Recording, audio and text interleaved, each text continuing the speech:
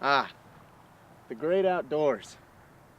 You know, the wilderness can serve as a refuge for many, and Reese Barnes is no exception.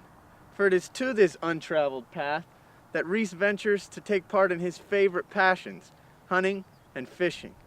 And with those passions come both some crazy stories and some life lessons learned along the way. My dad, he was always into hunting, always into upland bird hunting, deer hunting, stuff like that, just the typical Nebraska stuff, you know.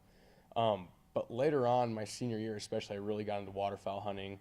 I really got into big game hunting. And actually, for my senior trip, I went on an elk hunting trip in Douglas, Wyoming.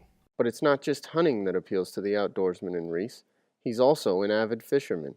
In fact, he owes some of his crazier stories to fishing trips of the past. Always fly fish with my dad, you know, go around the little lakes, the little streams, stuff like that. But as I got older, I think it was my junior year, I went out and I was going to go on a huge hike. It was like a 4 mile hike up to this lake.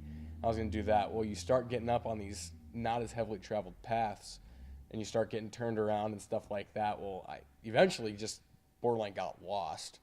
Got lost and found a stream and just said, screw it, I'm here to fish. You know, it settles in like I'm lost. Right. Like, I don't know where to go. When asked how he feels about the idea that hunting and fishing are inhumane, Reese points to the more redeeming qualities of the sport. I guess I've been brought up in a family and a thought process to where it's not that like you're hunting the game. It's a sport.